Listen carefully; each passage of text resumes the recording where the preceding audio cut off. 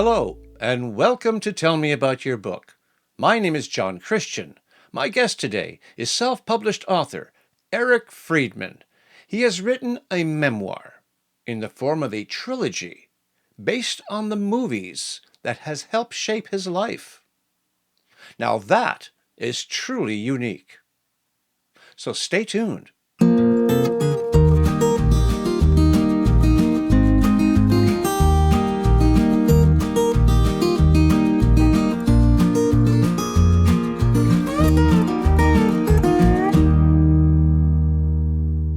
Hi, Eric. Welcome to the show. Hi, John. Thank you for having me. Ah, my pleasure. Now, I understand that you've written a trilogy about the movies or film. Can I you have. tell me about that? I'd be glad to. Okay, so let me start by saying I've been very passionate about movies my whole life, ever since I was a child, particularly the films of when I was a boy, growing into a man. And I finally decided, it seems I've been writing, even though it's not my formal profession, it seems I've been writing about films my entire adult life. I was a film critic for my college newspaper. I've written a few screenplays, and I've had a film blog since 2010.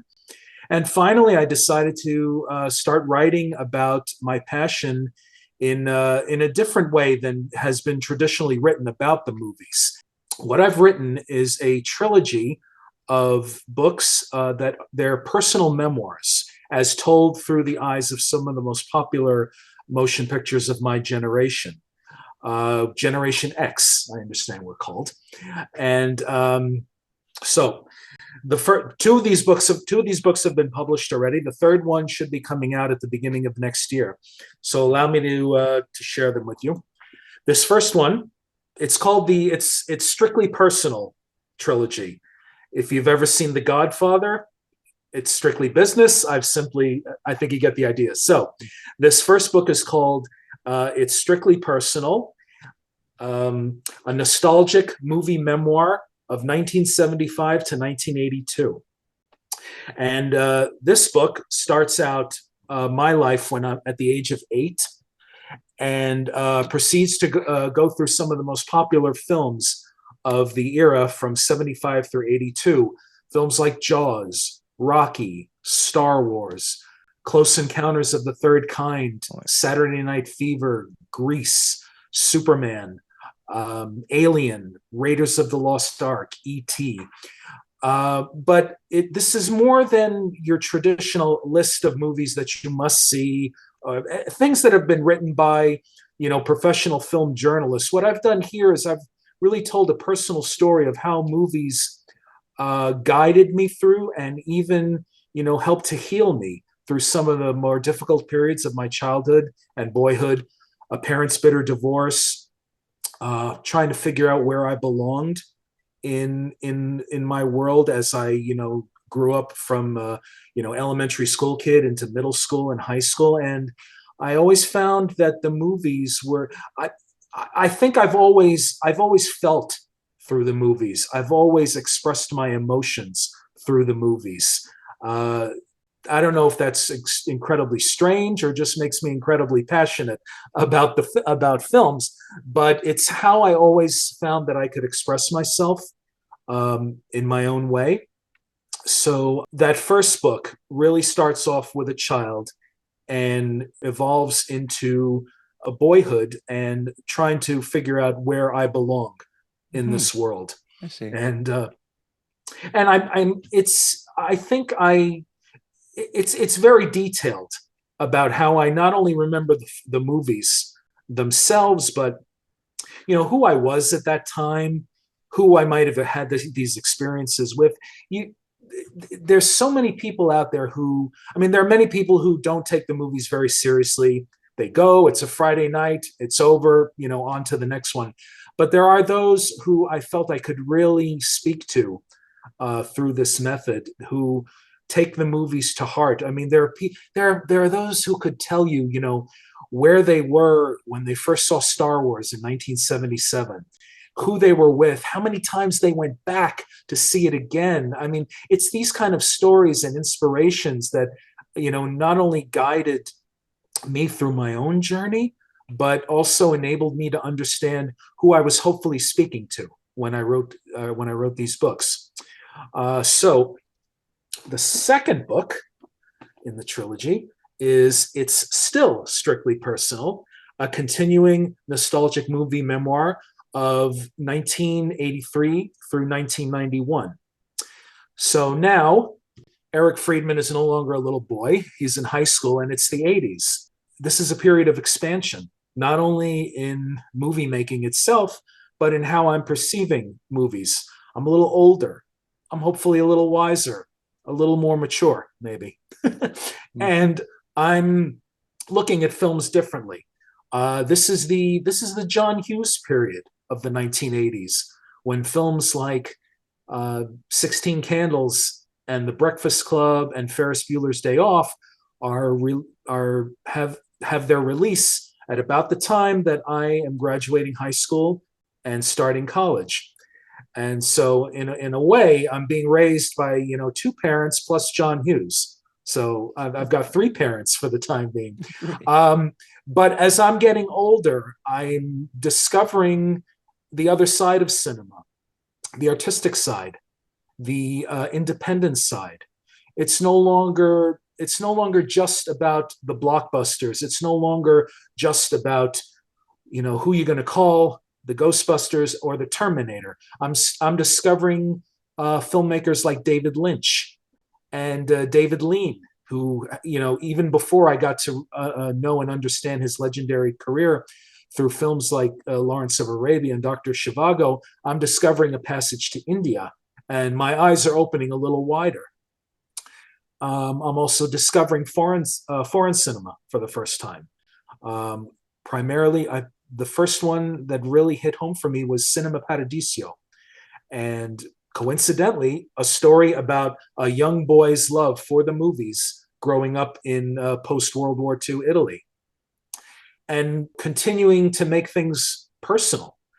This is a period where I'm falling in love for the first time, and that's not always a happy ending.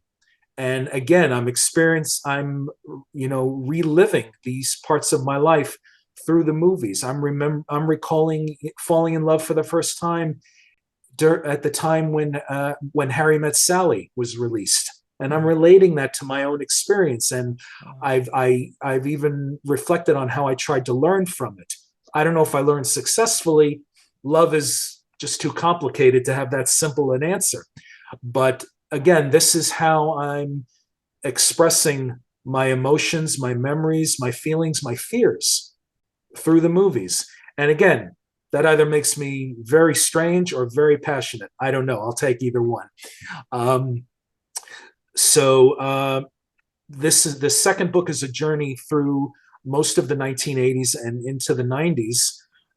And it's becoming more of a challenge for me to understand films better, to figure out how to take them more seriously when it's warranted, to learn to understand, to still appreciate the blockbusters of the time, but at the same time understanding my own psyche through the movies.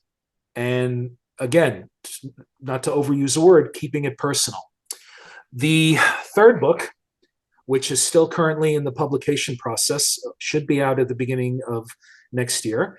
This is called It's Forever Strictly Personal, a final nostalgic movie memoir of 1992 to 1999. Mm-hmm. And we get into the 90s now. Not only the major blockbusters, but again, the independent films, the art films that help me to reach manhood, understand my manhood, and also take me through the next chapter of my personal life, falling in love again, meeting the woman who would eventually become my wife, and coming to an end. I mean, that's the thing about movies. It's a subject you could go on with forever.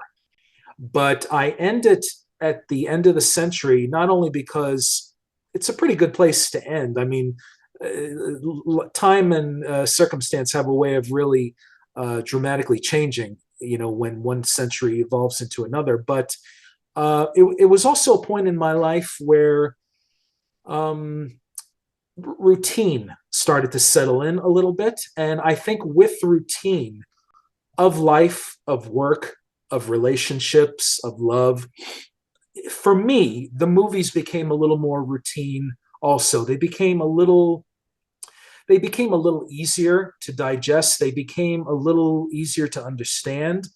And in a way, I suppose I wasn't as, I don't want to say impressionable. You're always impressionable to the movies. You just never know what will uh, affect you in any way. But I think, in a way, things plateaued for me a little bit. There were still great movies, but I don't think I don't think they were hitting me on the same impressionable level that they were was when I was a child, as when I was a boy, a teenager, a young adult. And this seemed to me like a good conclusion Okay. to just reflect back on what ultimately totals 25 years of my life, Hmm.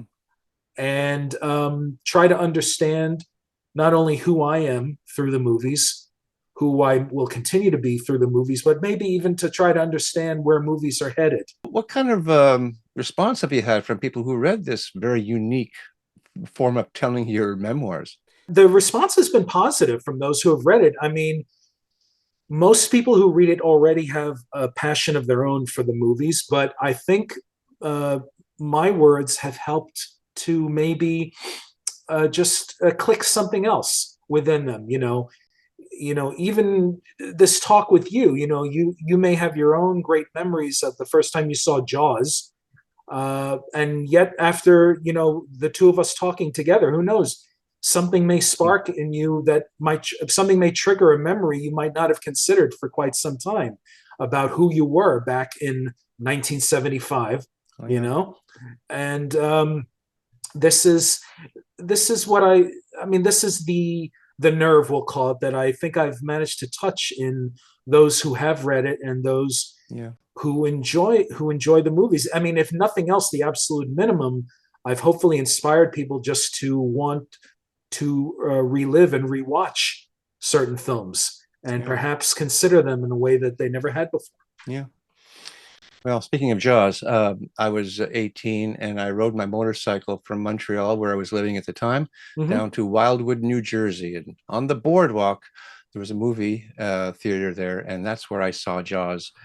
So you And saw it in a seaside I setting. did, and Perfect. yes. And then I walked out Perfect. onto the boardwalk and I reconsidered swimming. Yeah. So did the whole world. Yeah, yeah. But I mean, there's still a memory of seeing, we'll call it a beach movie in a beach town. Hmm. Something is perfect about that. You Yeah. know, Yeah. it's I it. thought it was weird at the time, but it is kind of funny and perfect. Yeah. Once this wraps up, it's a partial memoir because you still have many years to go. Do you see yourself writing any more books? Perhaps not on movies, but something else. Anything that you got going on inside? I've actually started working on another memoir, but virtually nothing to do with movies. This one, my family had a summer home in West Hampton Beach, Long Island, for 38 years. And that house was a very important part of my life, important part of my strength and my spirit. So I've been working on a memoir, a collection of true short stories about the house and my experiences. And I'm trying to do it. I'm doing it in a format of letters to my son. Um, but I'm changing my writing style just a little in this one to make it a little more almost like a collection of poetry.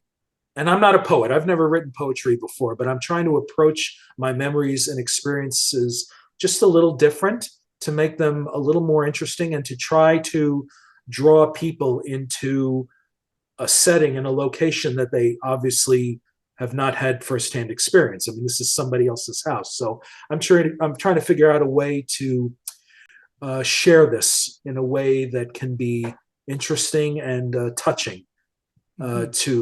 to the reader. So Mhm. that I'm currently working on now.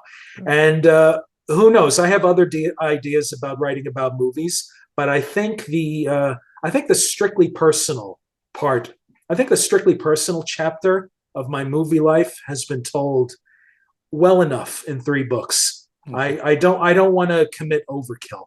Right. I think I've done it, Yeah. and now I can move on to something else. Oh, great. Back to your trilogy. I'm wondering, how did you weave your own personal life in and out through the movies? Was it simply like saying, "I saw this movie, this is how I felt about it," or do you do something else? No, I mean, well, first of all, I have a very almost unnaturally detailed memory of my entire life dating back to the age of 3. So the first book was told sort of in the idea of then and now.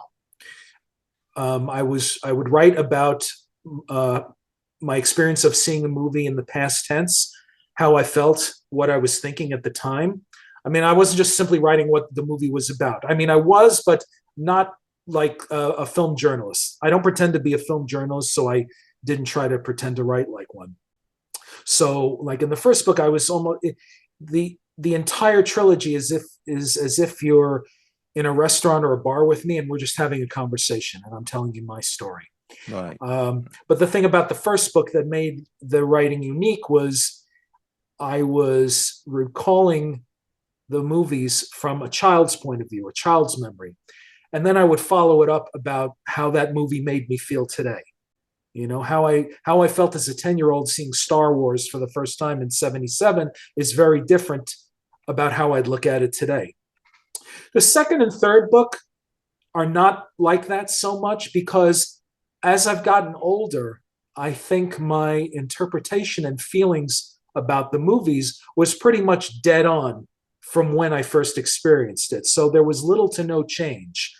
Mhm. So it's a little more direct, but again, it's still the same idea of describing how I felt, what I thought when I was watching the movie, who I was with, uh, anything that could make it sound personal and reflect my own life as personal. I tried my best not to be overly technical Right. whenever I could.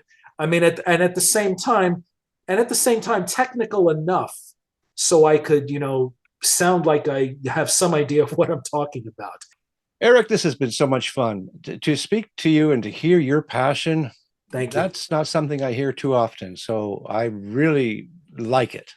Thank you Really so like it. much. This has Yes. been wonderful. It's been Oh, a it's pleasure to great. talk about. Been a pleasure to talk to you. It's been a pleasure to talk about my books. Yes. Well, you take care of yourself then. Thank you very much. Bye bye.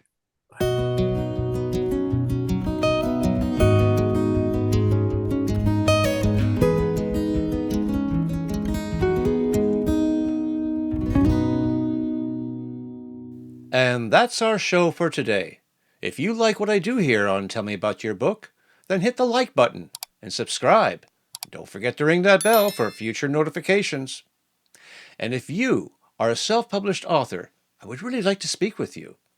Until then, keep on writing and be kind to one another.